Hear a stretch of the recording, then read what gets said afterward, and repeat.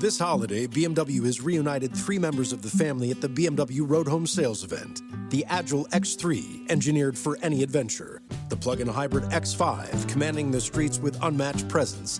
And the all-electric i4, charging into the future with impeccable performance. Hurry in to find what powers your journey at the BMW Road Home Sales event. BMW, the ultimate driving machine. Visit Valley BMW Center today for attractive lease and finance offers.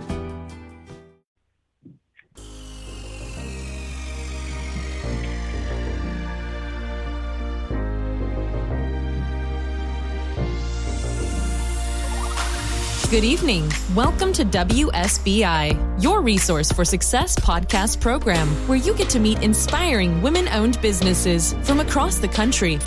And now, for your host, Kimberly McLemore.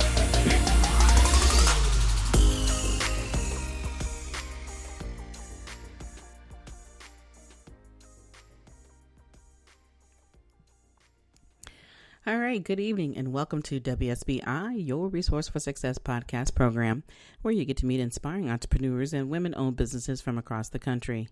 I am your host, Kimberly McLemore, the president and CEO of the Women's Small Business Initiative, LLC, and award-winning author. Welcome to another night of sharing. With us, we have special guest Tanya Taylor.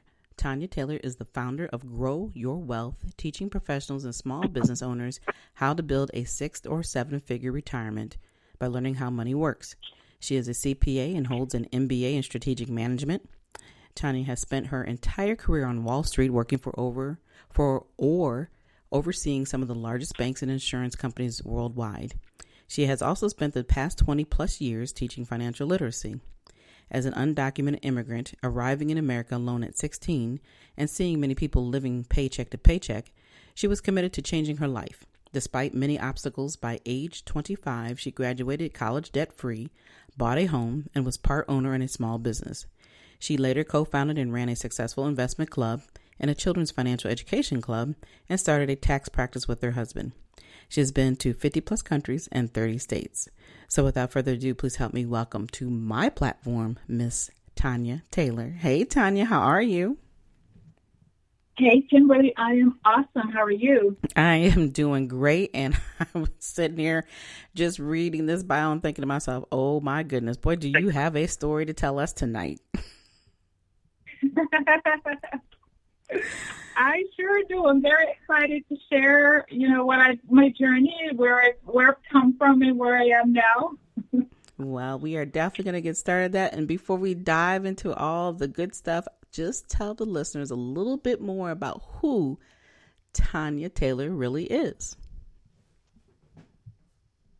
Oh, absolutely. So you've covered quite a bit about sort of my background in terms of my profession and in terms of, where I came from. So I actually grew up in Jamaica.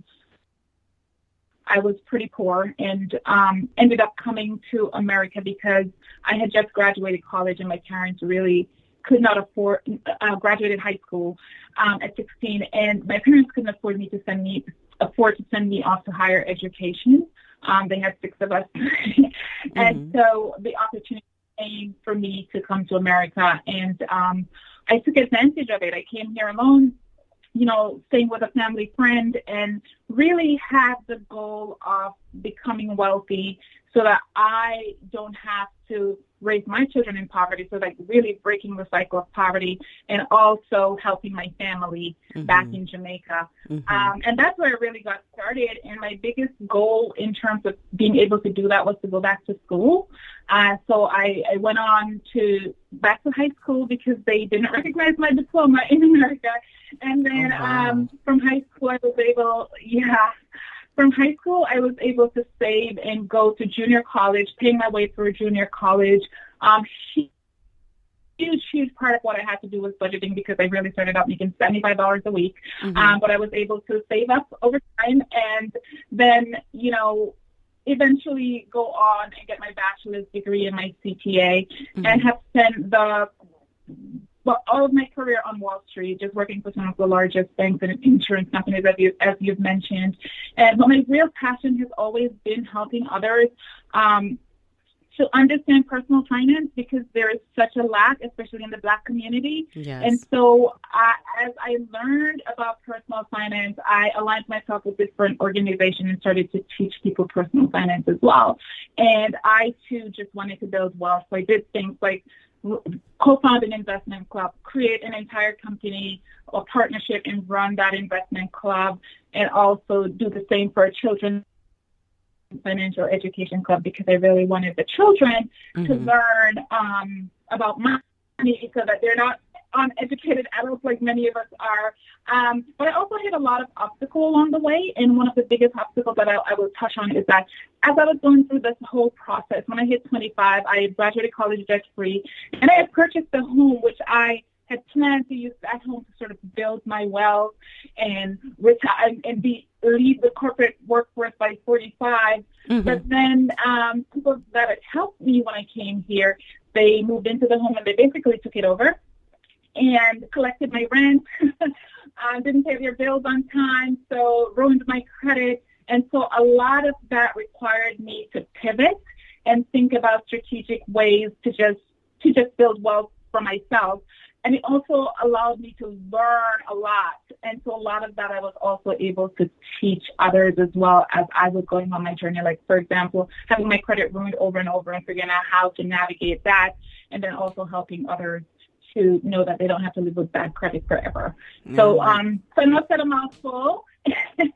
and So I'm going to stop you right there because I want to take all the information that you just shared a lot of great information. So what we're going to do is we're going to break this down a little bit and we're going to go through it and dissect it because, girl, you have a lot of good information that really people need to hear.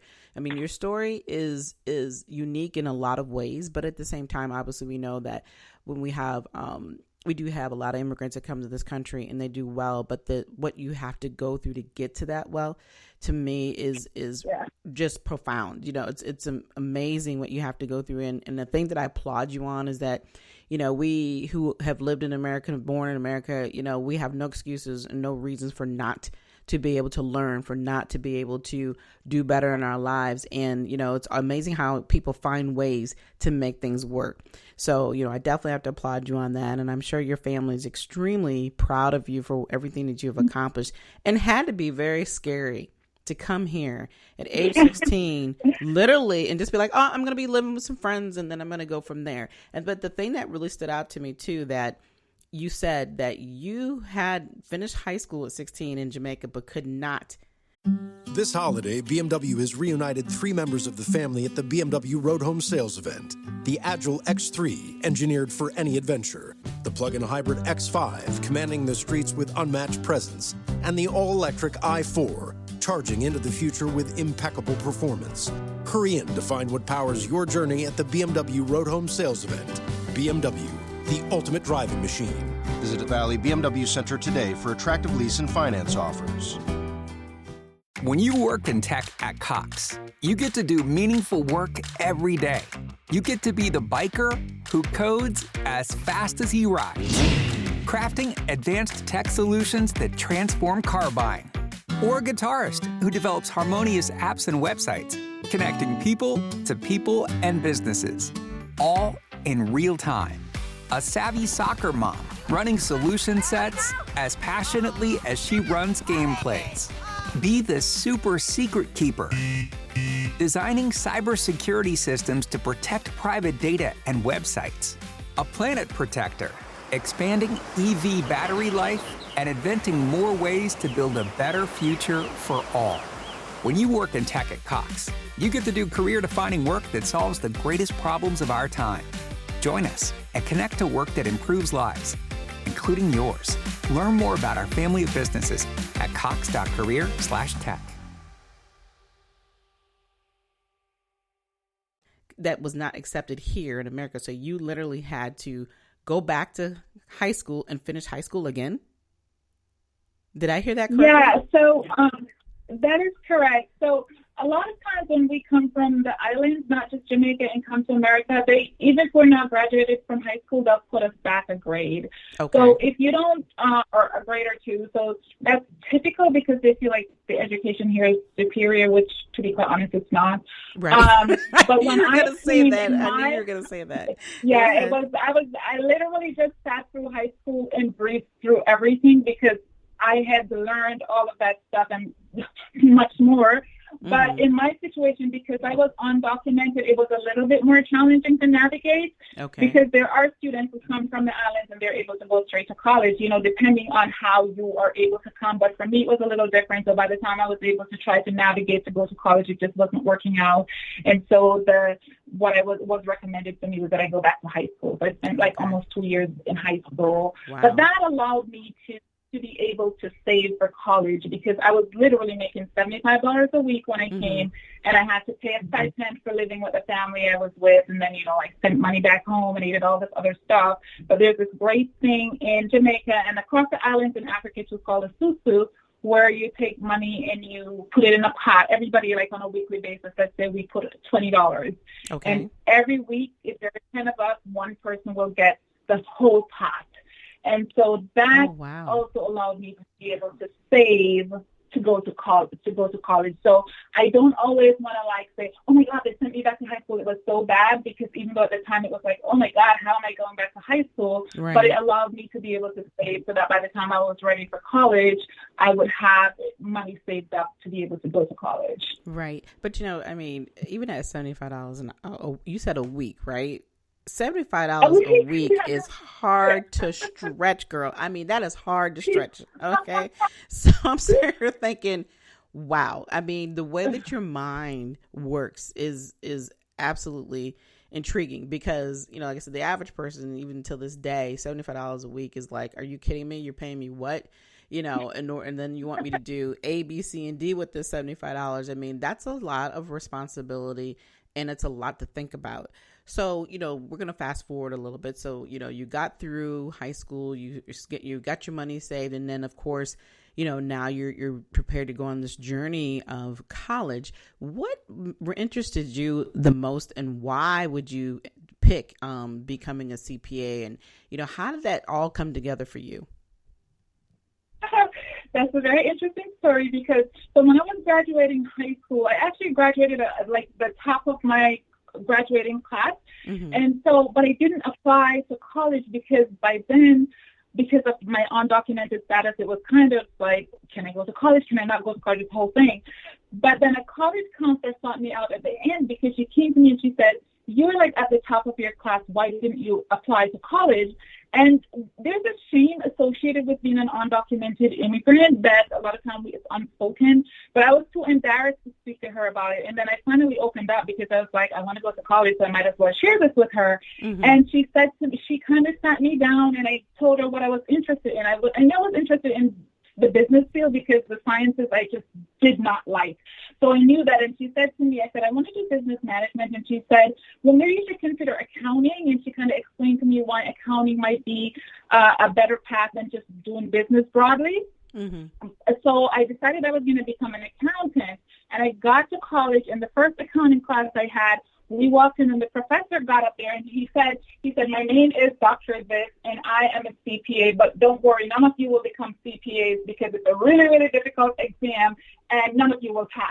Wow. I just remember going, who is this guy? So that's what I'm going to become, because at the time I didn't even know what a CPA was, but I was like, if he could become a CPA, I could become a CPA too. And so I did my research on what a CPA was, and I understood the difference. You could be kind of accountant, but if you want to make it up there, you become a CPA.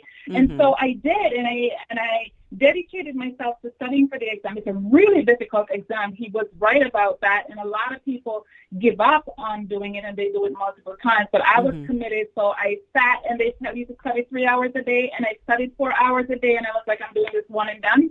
And I did it, and I passed on my first try, and I became a CPA. I went to a public accounting firm because at the time, that's what you needed to do in order to become certified after 2 years. Right. But I felt like I chose CPA because of this guy. And I chose that motivation. This woman in high school. Yes, I was just like, no, if he could be a CPA, I could be one too. Right. Well, but the thing that's disturbing is to hear a teacher professor, whatever you want to call him, Yep. To sit there and have the audacity to tell their students, Yep. well, you're not going to make this because nobody can pass the test. So we're not going to focus on being a CPA. Just be an accountant. To me, that's a bunch of BS. Yeah. And it's actually very frustrating to have to hear that, because it's unfair to take somebody's dream. And like you said, you didn't even know what a CPA was at the time, but to sit there and have somebody, whose dream kind of just be thrown in their face and tell them, well, you're not going to do this because nobody can pass the test.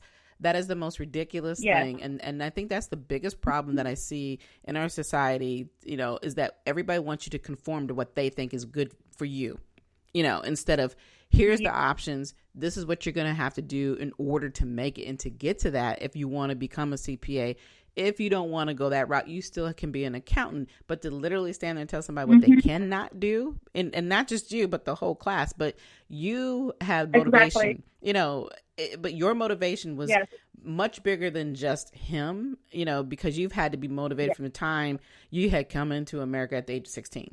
So everything for you has always been, you know what? They tell me what I can't do, but I'm going to show them what I can do.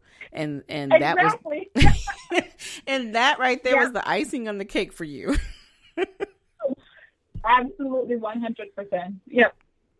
But to your point, I can imagine so many other students that sat in that classroom and actually believed what this guy said and did not pursue getting their CPA degree, even if they did become an accountant, getting their CPA license. Right. And of course, dealing with numbers and dealing with people's portfolios. And I mean, that's a huge, huge responsibility. So you definitely have to, have some love about what it is that you're doing on top of absolutely being right, when you're dealing with other people's money and their livelihood. So let's kind of dive into, I want to talk about you graduated from college debt free. How did you handle that? And then let's talk about the house, because I heard some snippets of what you said about how the things that you learned, and I think that's a very huge lesson. But talk a little bit about how you got through the college, and then you graduated, obviously debt free. How did that work for you? Yeah, so I started out making $75, as I mentioned before. And I had a budget. I've always had a budget since I came to this country, and I still have a budget now.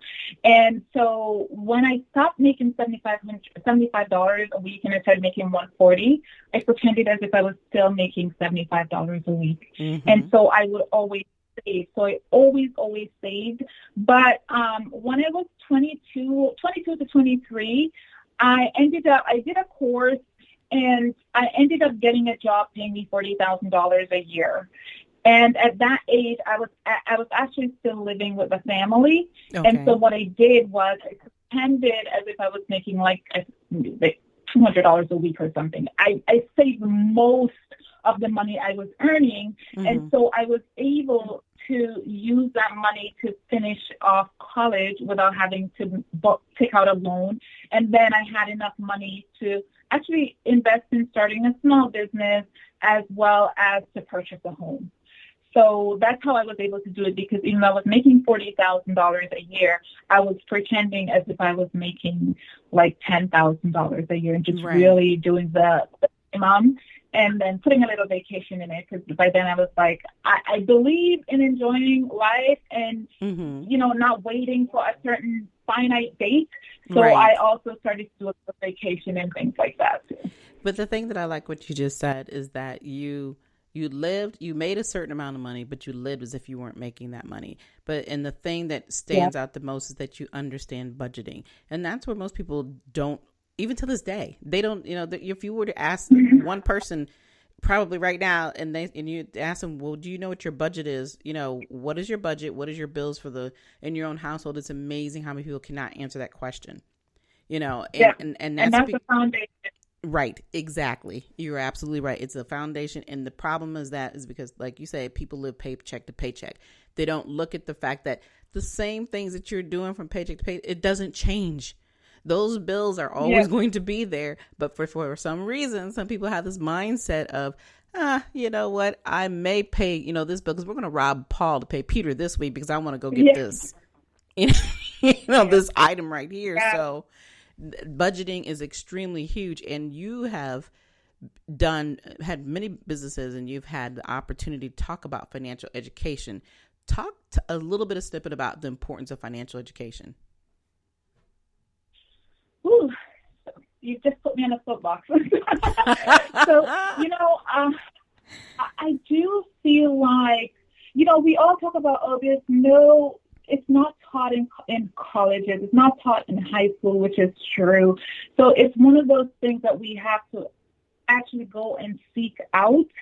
And I just think it's so important for various reasons. But the reason why a lot of people are in debt who are making six figures and multiple six figures is because they don't really have the basic financial knowledge. And I was so serious when I said budgeting is the foundation, because if you don't know what you have coming in and what you have going out, you don't know how much you should be saving unless you're someone who makes like hundreds and hundreds of thousands. And even those people, because a lot of times what happens is the more we start making, the more our tastes change. And so we're spending more now. And then if we don't have a budget to start out, a lot of times we end up spending more than we're making. So we continue that paycheck to paycheck cycle, even when we're making multiple six figures.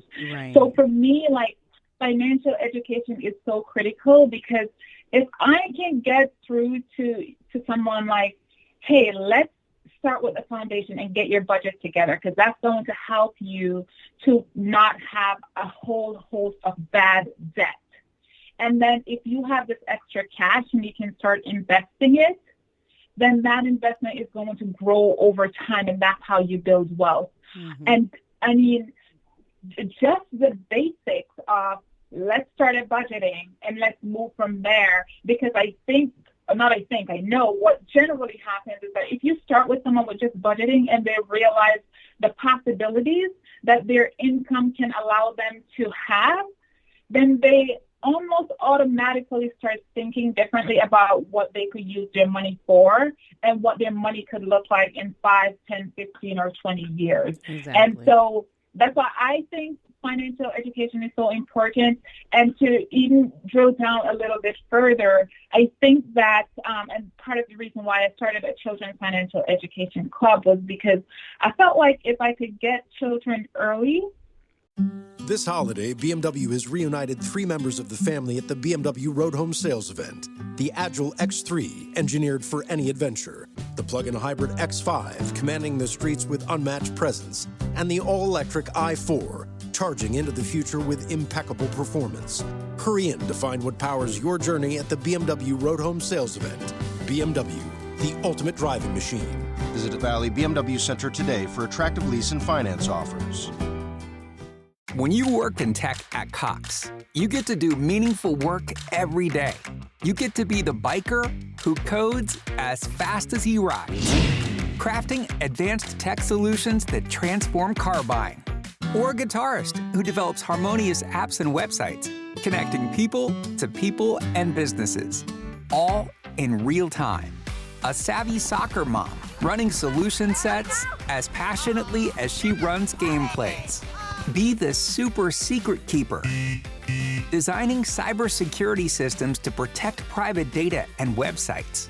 A planet protector, expanding EV battery life and inventing more ways to build a better future for all. When you work in tech at Cox, you get to do career-defining work that solves the greatest problems of our time. Join us and connect to work that improves lives, including yours. Learn more about our family of businesses at cox.career/tech. And help them to understand just simple basics of how you spend your money and why it's important not to get into debt and how to budget. Like my children have had to create budgets since they were before they reached 10 years old, they have to create budgets. And be able to understand that money doesn't grow on a tree, right? Right. And that's right. And even if your parents are giving you money, it's coming from somewhere. Exactly. Where does that fit in the equation? So even for children, I think it's so important because then they start thinking differently. And I could go back to my children who you will hear, like my daughter say, I can't buy this because I have to put money aside for that. And this is things that they've been doing since they were probably younger than 10. And if we have that kind of just it becomes almost like a normalized conversation to just say, you know what, I'm not going to spend this because if I do, I won't be able to get access to this, or I'm going to have too much debt, and then my credit's going to be ruined. So if we start normalizing just basic things, I think that we won't have a country where people are completely in debt and we're in a pandemic and we don't have $400 in our emergency fund. Exactly. But, we all know that in this country that, debt is what runs the country, right? It's like, if you didn't have these people who make these mistakes and don't understand, everything would be perfect. Well, we know that's never going to happen. So the reality is that, you have to, like you said, to keep teaching, starting them young. I believe, from the time they come out of the womb, you literally have to start. You have to talk about everything that we didn't want to learn or didn't know about when we were coming up, because, our parents were protective. There's certain things that they didn't think that we needed to know. But the reality is today is that these kids have to know everything. I always tell people it's never too soon to teach them about business. It's never too soon, like you said, to teach them about money and budgeting. All of that is important, because there may not be a time where, that they want to go work for somebody else. They may come out saying swinging. A lot of these kids are doing that today. A lot of these generations, their thought process is changing and it's different. Like, I'm not going to college and spending, 4 years and then have to pay back all this money and come out and can't even get a job.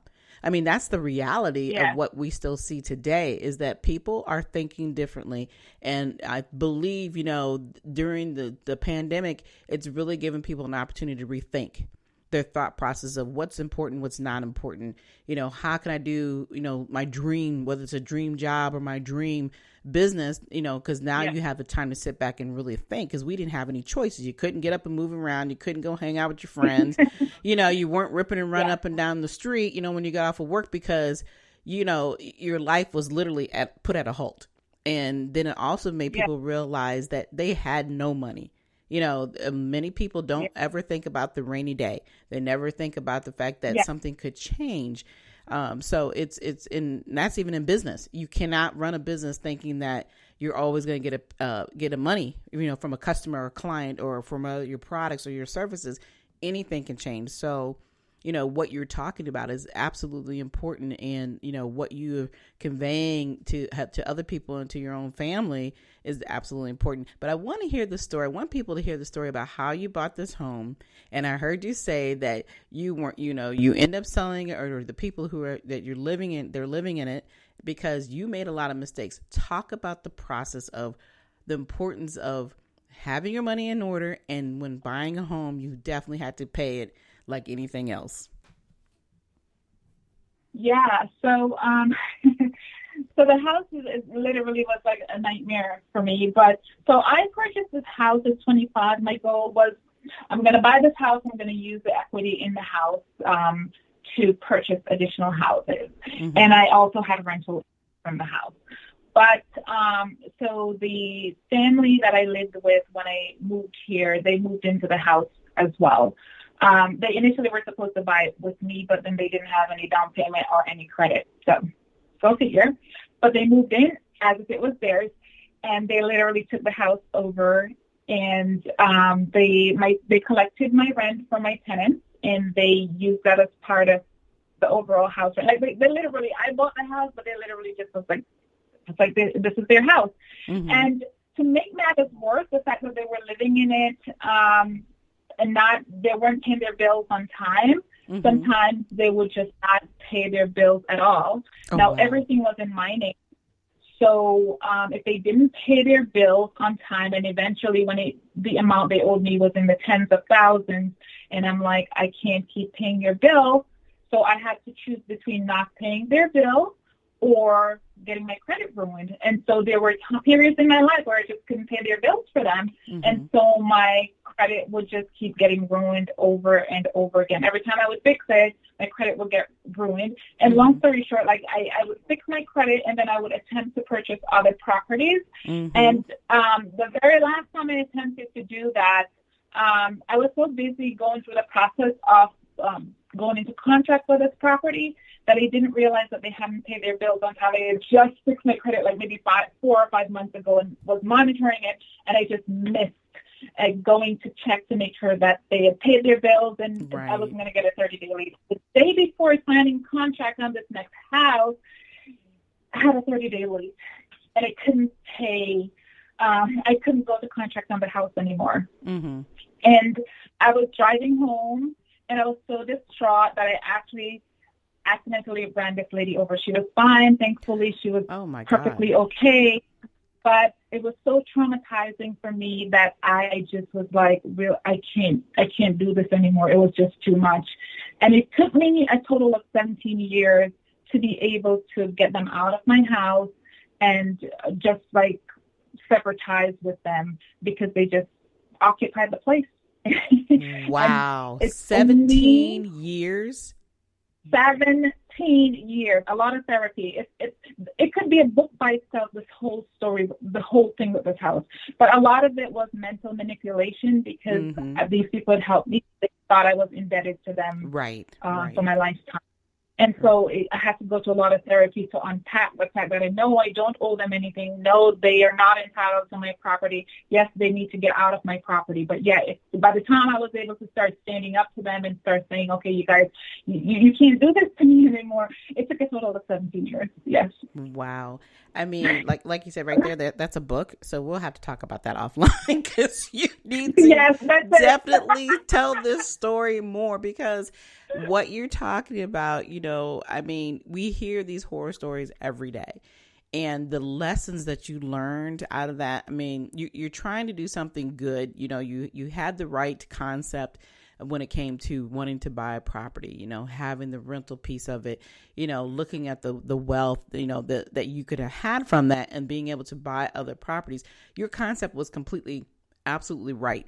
But the end result of having people that you don't really know well, and then having to not know that their history of not paying bills was not good. I mean, all these amazing lessons that were in that. But the part that hurts me the most is that, first of all, it drove you crazy. You could have killed somebody in the process, after you hit the lady. That whole traumatizing piece right there was enough to be like, oh my gosh. But then have to think 17 years of having to get these people out of your home that you're paying for, that you were kind enough to say, look, this is an opportunity for you. Basically, you're telling them, don't screw it up. Well, they didn't care. They literally became what they call squatters. They literally became squatters at that point.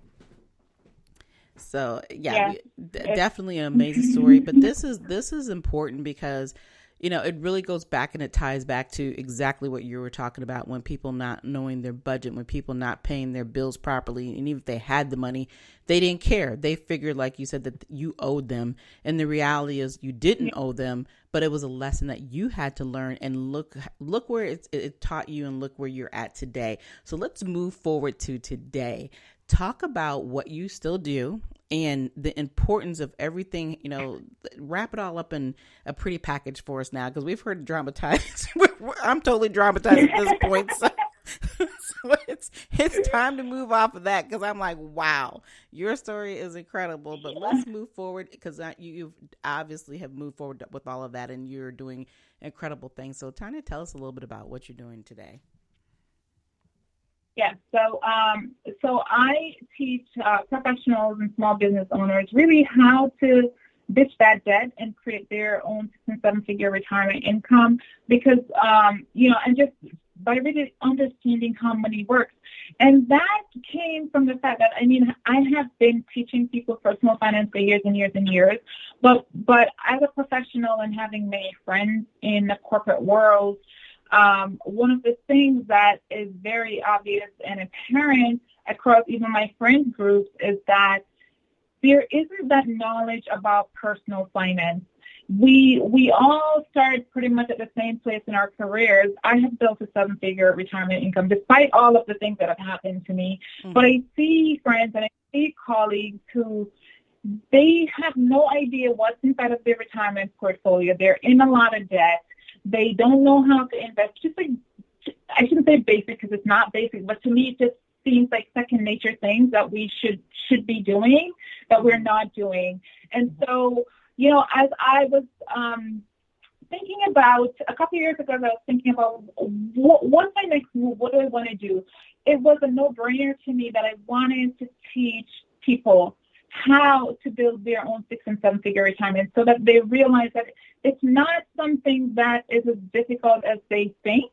Right. A lot of times people think of $1 million, like I can't reach $1 million, but it's not as hard when you have the right tools in place. And so I created a financial education platform that teaches people exactly how to do that, how to start from the foundations from budgeting, or start with shifting their mindset actually, and then move to budgeting and then managing their debt so that they are getting rid of all of the bad debt, the consumer debt that consumes their lives, and then learning how to build different streams of income through investing.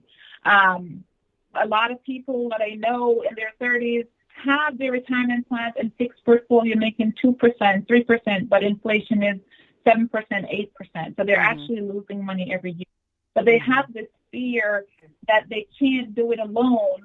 Just recently I was on a call with someone and the person was saying, well, everybody has their niche. So I'm not going to go out and invest on my own because I could give the money to someone who understands it. But the reality is that a financial planner is going to charge you a lot of fees. Mm-hmm. And even if you're going to pay a financial planner, you should have an idea of where they're putting your money. Have even just a general idea of what does that look like from you. Let me have an understanding of this so that I know that it makes sense for me. So I feel like financial education awareness is really critical, and that's my goal. I want to create a tribe and teach people how they can grow their wealth. I start with 6-figure because a lot of people can't see beyond 6-figure, but really to 7-figure, because there is the potential to be able to do that, and it's not as difficult as people believe it is. Mm-hmm. Well, yeah, like I said, you definitely have the tools and the resources to do that. So that part is not an issue. And the stories you can tell these people, they should be listening all day. Okay. If they learn nothing else, okay, is understanding the importance of, like you said, personal financing and budgeting. Even if they don't take that huge leap, just to know where they're at. And I mean, that's better than nothing, because the biggest problem is that we see people do nothing. And I think that's the most important thing that people can even learn out of this conversation that we're having tonight. So, we're definitely, past our 30 minutes, but this conversation has been phenomenal. But before we leave, Tanya, you can share anything that you would like to share in reference, if you have any events coming up, or if you have any courses that you want to talk about. And of course, please let us know how we can get a hold of you for anyone who may be interested in what you have to offer. Sure. So I actually have a free course that people can take to just understand a little bit better about what's the starting point to growing their 6- or 7-figure retirement income. And they can find, I'll just give you, they can find me at growyourwealth10x.com. That's my website. And then on Instagram, it's just at growyourwealth10x. If they go to either one of those sites, they will be able to take the free masterclass. I also have on my website different giveaways that people can avail themselves of. So if they want to figure out how do I start the process, there's like free ebooks that they can have. And then on Facebook, I would love for you guys to join my community. It's called Tanya Taylor CPA, Grow Your Wealth Community. And in there, I offer free masterclass. Every month, I have at least one free masterclass, and then I just do free live training, just education on personal finance topics, because it's something that I really feel so passionate about that I want people to learn about. And I mean, I do offer different programs. So once people get into my ecosystem, depending on what they are looking for and what their needs are, we could figure out what would make sense for them. But it's really, really critical for any one of you that are out there listening that if you don't have your finances in order, at least start with a baseline of budgeting. If you have negative credit, return your credit, because that's also not very difficult. And managing your debt, and then after that, you just start learning to invest. I don't want to make light of it, but it's actually once you get into the shift in your mindset that this is something that you can do, the whole process becomes pretty easy for you to be able to start doing and do it in a very confident way. All right. Well, we definitely heard it live from you. And Tanya, before we leave off, again, I just want to say thank you so much for coming on tonight. Tanya, have brought just a wealth of information and a hell of a story to tell. So I'm just like, oh my gosh, we're definitely going to have to keep in touch and talk more, because I love your story. And, I'm hoping that people actually learn and understand. And like we talked a little bit before we even got started tonight, that, the importance of really, truly being authentic and really making people realize that there's the good and the bad and ugly of everything about how we get into business and why our stories are important and how it has pushed us to where we're at today. So before you go, Tanya, do you have any last words for our listeners? Well, first I wanted to say thank you so much for having me on your platform. And for the listeners, I just want to say, hey, if you haven't taken my personal finance course, go and take my free class. You will get some nuggets out of it. And just take charge of your finances and start baby steps. If you need to just start at, I need a spreadsheet to create a budget, just start doing that. And if you need that spreadsheet, you can reach out to me and I can give you a free basic spreadsheet that you can start with. All right. Again, that is great information. And again, I do appreciate you coming on and spending some time with me, Tanya. And for the listeners, I'm telling you guys, if you missed this, go back and listen to it again and again and again till you understand the importance of, why you need to have a budget, the importance of building that retirement, because that is something that we don't talk enough about and aren't prepared enough especially in our Black communities, how important it is that we do these things. And even though we're consistently talking, and once you have that conversation, you have to put in the time and the effort in order to make it work. So no matter what we say on here tonight, if you're not willing to make those steps and then you're not willing to change your mindset, you are definitely going to be stuck and continue to be stagnant in that circle that you're in. So, please, if you really truly want to have that help, you really need somebody to get you the guidance you need, reach out to Tanya. And Tanya's name is spelled Tanya Taylor. So it's a little bit, and actually I just called her Tanya. It's Tanya. So it's spelled a little differently, but it sounds like everybody else's name in that perspective. But we will definitely provide all the information in the DM so that you can reach out to her. But again, I love having you on with me this evening, Tanya. It's been a pleasure. And for everyone else, like I said, get yourself prepared. Start thinking about your dreams. If you want to talk about your dreams, please reach out to me anytime at Kimberly at WSBILC@gmail.com, and let's have that chat so we can turn those dreams into your goals. And of course, if you want more of your resource for success, we do accept monetary donations to support the podcast, and you can send that through Cash App, PayPal, Good Pods, Tip Jar, or go directly to the website at www.WSBILC.com. Again, we would like to thank you all for listening to us tonight. We'll be back next week with more amazing guests. Be sure to follow us on iHeartRadio or wherever you listen to your podcast. But until then, enjoy the rest of the evening and good night. Good night, everyone. We will be back next Thursday evening at 7 p.m. Follow us on Spreaker, www.spreaker.com/user/WSBI. View our new WSBI website anytime at www.wsbillc.com and on Facebook, Twitter, YouTube, LinkedIn, and Instagram.